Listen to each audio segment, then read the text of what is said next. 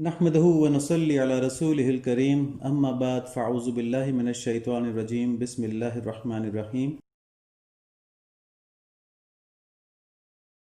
اب آج کے اشعار میں بتایا جا رہا ہے کہ دین کے اندر جو فتنہ ہے کس طرح کی ان سے کس طرح بچنا ہے۔ تو مولانا فرماتے ہیں ناسہ دین گشتہ کافر وزیر کردہ او از مکر در لوزی نصیر۔ وہ کافر وزیر دین کا وائز بن گیا، اس نے مکر سے بادام کے حلوے میں لہسن ملا دیا۔ ہر کے صاحب ذوق بود از گفتگو لذت می دید و تلخی جفتگو۔ جو کوئی بھی صاحب ذوق تھا وہ اس کی گفتگو سے لذت تو محسوس کرتا تھا پر ساتھ ہی کڑواہٹ بھی۔ نکتہ می گفتگو آمی خطاب در جلاب و قند زہر ریختہ۔ وہ ملے جلے نکتے بیان کرتا، گلاب اور شکر میں زہر ملاتا تھا۔ تو یہاں اسی دھوکے باز یہودی وزیر کی بات ہو رہی ہے کہ وہ کافر وزیر عیسائیوں کا مذہبی رہنما بن گیا۔ وہ مکر سے نصیحت میں گمراہی کی باتیں ملا کر بتاتا تھا، اور مولانا نے حق میں باطل کو ملا کر کھلانے کی مثال اس طرح دی ہے جیسے کہ کوئی بادام کے حلوے میں لہسن ملا دے۔ تو وہ دین کی باریک باریک اور دقیق باتیں بیان کرتا تھا اور شرارت کے ساتھ ان کے اندر گمراہی کی باتیں بھی ملا دیا کرتا تھا۔ مولانا نے کہا جیسے گلاب کے شربت میں زہر ملا دیا جائے۔ تو یہاں مولانا ایک بہت اہم بات فرما رہے ہیں، یہ بہت ہی نوٹ کرنے والی بات ہے کہ وہ ایک فتنے کا منظر بیان کر رہے ہیں اور فتنے سے بچنے کا طریقہ بھی بتایا ہے۔ تو ہم دیکھیں فتنہ ہوتا کیا ہے۔ مطلب فتنے کا لفظ کئی طرح کی آزمائشوں کے لیے استعمال ہوتا ہے۔ اس کے لغوی معنی کیا ہے کہ سونے کو آگ میں تپا کر کھرا اور کھوٹا معلوم کرنا،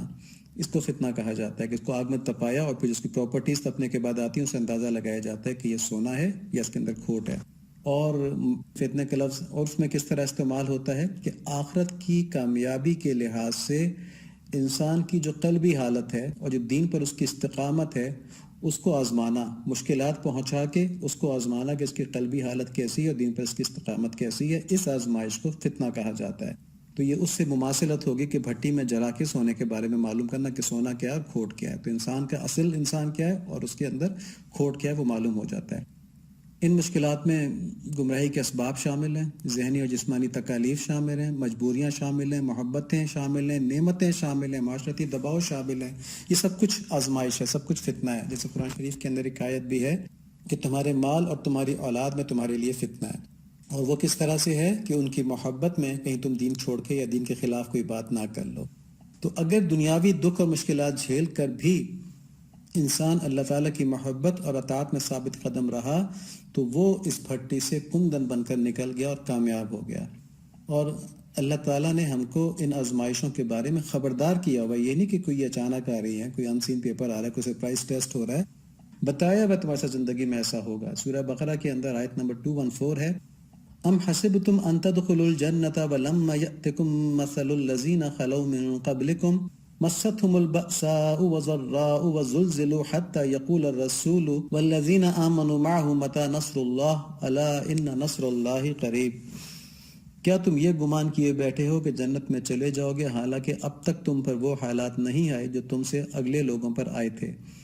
یعنی انہیں بیماریاں اور مصیبتیں پہنچیں اور وہ یہاں تک جھنجھوڑے گئے کہ رسول اور ان کے ساتھ کہ ایمان والے کہنے لگے کہ اللہ تعالیٰ کی مدد کب آئے گی۔ سن رکھو، اللہ کی مدد قریب ہے۔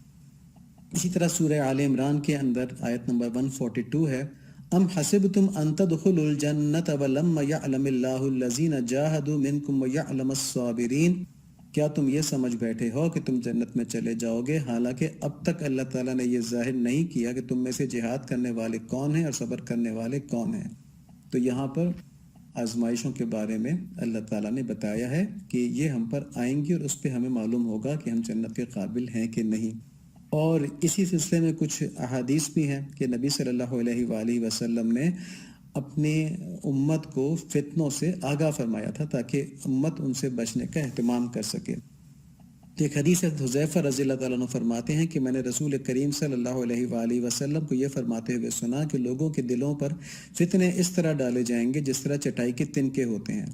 بس جو دل ان فتنوں کو قبول کرے گا اس میں سیاہ نقطہ ڈال دیا جائے گا، اور جو دل ان فتنوں کو قبول کرنے سے انکار کرے گا اس میں سفید نقطہ پیدا کر دیا جائے گا۔ بس انسان ان فتنوں کے پیش آنے اور ان کے دلوں پر ان فتنوں کی تاثیر و عدم تاثیر کے اعتبار سے دو قسموں میں بٹ جائیں گے۔ تو جو دو گروہ بن جائیں گے ان میں سے ایک وہ جس نے کہ فتنوں کا اثر نہیں لیا، تو اس کے بارے میں بتاتے ہیں کہ ایک تو سفید مثل سنگ مرمر کے کہ جس پر کوئی چیز اثر انداز نہیں ہوتی جب تک کہ زمین اور آسمان قائم و باقی ہیں، یعنی کہ ان کی یہ کیفیت جو ہے ریزسٹنس والی اور حق پہ چلنے والی، یہ ہمیشہ قائم رہے گی۔ اور دوسرا راکھ کے رنگ جیسا سیاہ دل اوندھے برتن کی مانند، جو دوسرا گروہ ہوگا اس کے بارے میں بتایا کہ وہ سیاہ رنگ کا ہوگا، سیاہ دل اس کا ہوگا اور وہ اوندھے برتن کی مانند ہوگا، یعنی کہ جو کچھ بھی اس میں ہو وہ نیچے گر پڑے، اس کو کچھ روک ہی نہ سکتا، اوندھا برتن تو کچھ نہیں روک سکتا نا۔ مطلب یہ کہ اس طرح کا دل راکھ کی مانند سیاہ اور اوندھے برتن کی طرح ایمان اور معرفت کے نور سے خالی ہوگا۔ چنانچہ اس طرح کا دل نہ تو نیک اور اچھے کاموں کو پہچانے گا اور نہ برے کاموں کو برا جانے گا، وہ تو بس اپنے نفس کی خواہش سے مطلب رکھے گا۔ اب یہ تو ہمیں معلوم ہو گیا کہ دین کے اندر فتنے جو ہیں وہ امتحان کے طور پر ہم لوگوں کے اوپر آنے ہی آنے ہیں، اور ان سے بچت کے طریقہ کیا ہے کہ آدمی نے اپنے نفس کی اصلاح کی ہو، قلب کا تزکیہ کیا ہو۔ اور ان فتنوں کی مختلف قسمیں ہیں۔ یہاں مولانا نے اس یہودی وزیر کے واقعے میں ایک خاص قسم کے علمی فتنے کی بات کی ہے، جس میں حق اور باطل بات کو ملا جلا کر لوگوں کو گمراہ کرنے کی کوشش کی گئی ہے۔ اس فتنے میں جو علمی فتنہ ہوتا ہے، اس میں خطرناک ترین بات یہ ہے کہ حق اور باطل ملا جلا ہوتا ہے، تو اس میں آدمی کو پہچان کرنا مشکل ہو جاتی ہے۔ انسان جو ہوتا ہے وہ اس آدمی کی، فتنہ پھیلانے والے آدمی کی حق بات کو سن کر اس کا معتقد ہو جاتا ہے، اور پھر اس اعتقاد کی بنیاد پر کہ یہ تو بڑا عالم ہے، بڑی اچھی باتیں کرتا ہے، اس کی جو باطل باتیں ہوتی ہیں ان کو بھی مان لیتا ہے۔ اب باطل باتیں کیونکہ نفس کو پسند ہوتی ہیں، اور یا پھر شیطان کے جو مقصد ہے کہ آدم علیہ السلام کی اولاد کو جنت سے روکنا، اس کے موافق ہوتی ہیں، تو وہ باطل باتیں آسانی سے قبول کر لیتا ہے، اس پہ ریزسٹنس نہیں کرتا۔ غرض جو ابلیس ہے یا نفس ہے، وہ اس آدمی کی باتوں میں ہم کو شوگر کوٹڈ باطل جو ہے، یعنی شوگر جو ہوگی وہ تو حق کی ہوگی نا، تو حق کی شوگر میں کوٹ کر کے باطل کی کڑواہٹ کھلا دیتے ہیں۔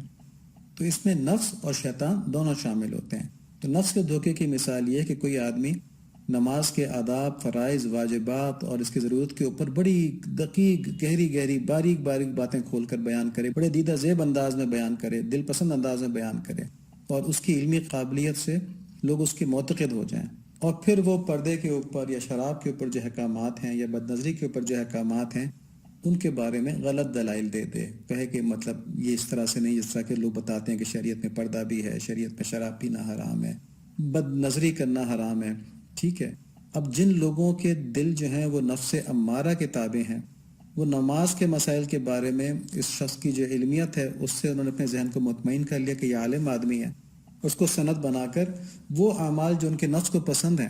تو ان کے جائز ہونے کے جو یہ فتوے دے رہا ہے نا، اس کو بھی فوراً قبول کر لیتے ہیں، اور اس کے اوپر کوئی جرح نہیں کرتے، مطلب بلا چوں چرا قبول کر لیتے ہیں، کیونکہ ان کے نفس کو پسند ہوتا ہے۔ اس کے خلاف کوئی بتایا تو پھر خوب جرح کرتے ہیں، نہیں پھر یہ کیوں ہے، نہیں پھر یہ کیوں ہے، نہیں پھر یہ کیوں ہے، اور کہتے ہیں کہ یہ جو لوگ باتیں کر رہے ہیں نا اس کے خلاف یہ دقیانوسی لوگ ہیں، قدامت پرست ہیں، اس طرح سے بہانے کر کے اپنی نفسانی خواہشات کو پورا کرنے کی کوشش کرتے ہیں۔ گویا ایک بہانہ مل گیا ان کو کہ یہ صاحب کہہ رہے ہیں اور یہ تو ہمارا دل بھی چاہتا ہے کرنے کا، تو اس کو ہم کر لیتے ہیں نا، یہ جائز ہی ہے۔ دوسری طرف کچھ باتیں ایسی بھی ہوتی ہیں کہ جس میں نفس کا اتنا فائدہ نہیں ہوتا، اس میں شیطان اپنا عمل دخل دیتا ہے، کیونکہ یہ آخرت کی رسوائی کا سبب ہوتی ہیں۔ تو ان باتوں کے ذریعے شیطان جو ہے وہ نفس پرست انسانوں کو اعلی کار بناتا ہے، اور ان کے ذریعے غلط عقائد جو ہیں ان کو رواج دیتا ہے لوگوں میں۔ جیسے حضرت عیسیٰ علیہ السلام کی محبت حق بات ہے، ہر مسلمان کو اللہ تعالیٰ کے ہر نبی سے محبت ہے، اسی طرح عیسائیوں کو بھی اپنے نبی سے محبت تھی، تو حضرت عیسیٰ علیہ السلام کی محبت تو عین دین ہے، لیکن اس محبت کو استعمال کرتے ہوئے حضرت عیسیٰ علیہ السلام کو اللہ تعالیٰ کے درجے تک لے کے چلا جانا، ٹھیک ہے، یہ اس نے حق بات استعمال کی، محبت کی، اور اس کے اندر باطل کیا ملا دیا کہ ان کو اللہ تعالیٰ کے درجے تک لے کے چلا گیا۔ اسی طرح سے علی رضی اللہ تعالیٰ عنہ کی جو محبت ہے، ظاہر ہے بہت بڑے صحابی تھے، نبی صلی اللہ علیہ وآلہ وسلم کے بہت قریب تھے، تو ان کی محبت بالکل حق ہے، لیکن ان کی محبت کو استعمال کرتے ہوئے صحابہ کرام کے خلاف کر دینا، تو یہ جو چیز ہے یہ غلط ہے نا، اور اس میں آدمی کا دین خراب ہونے کا خطرہ ہوتا ہے۔ دیکھیں صحابہ کرام کی جو عزت کی حفاظت ہے اس کا نبی صلی اللہ علیہ وآلہ وسلم نے حکم دیا ہے، اور اپنے صحابہ کرام کے بے شمار فضائل نبی صلی اللہ علیہ وآلہ وسلم نے بیان فرمائے ہیں، بالخصوص خلفائے راشدین کے حضرت ابوبکر صدیق رضی اللہ تعالیٰ عنہ، حضرت عمر رضی اللہ تعالیٰ عنہ، حضرت عثمان رضی اللہ تعالیٰ عنہ، حضرت علی رضی اللہ تعالیٰ عنہ، ان کے تو اللہ کے نبی نے اتنے فضائل بیان کیے ہیں کہ جسے معلوم ہوتا ہے کہ نبی صلی اللہ علیہ وآلہ وسلم لوگوں کو بتانا چاہ رہے ہیں کہ بھئی دیکھو ان کو اپنی طرح مت سمجھنا، یہ بڑے اونچے لوگ ہیں، ان کا یہ خیال مت کرنا جیسے تم لوگ ہو ویسے یہ ہیں نا۔ حتیٰ کہ نبی صلی اللہ علیہ وآلہ وسلم نے فرمایا کہ جو ان سے محبت کرتا ہے وہ مجھ سے محبت کرتا ہے۔ دیکھیں حدیث شریف ہے کہ لوگوں اللہ سے ڈرو، اللہ سے ڈرو میرے صحابہ کے معاملے میں۔ میں پھر کہتا ہوں کہ اللہ سے ڈرو، اللہ سے ڈرو میرے صحابہ کے معاملے میں، ان کو میرے بعد تنقید کا نشانہ نہ بنانا، کیونکہ جس نے ان سے محبت کی تو میری محبت کی وجہ سے کی، اور جس نے ان سے بدزنی کی، دشمنی کی تو مجھ سے بدنظری کی بنا پر کی، اور جس نے ان کو ایذا دی اس نے مجھے ایذا دی، اور جس نے مجھے ایذا دی اس نے اللہ کو ایذا دی، اور جس نے اللہ کو ایذا دی تو قریب ہے کہ اللہ اسے پکڑ لے۔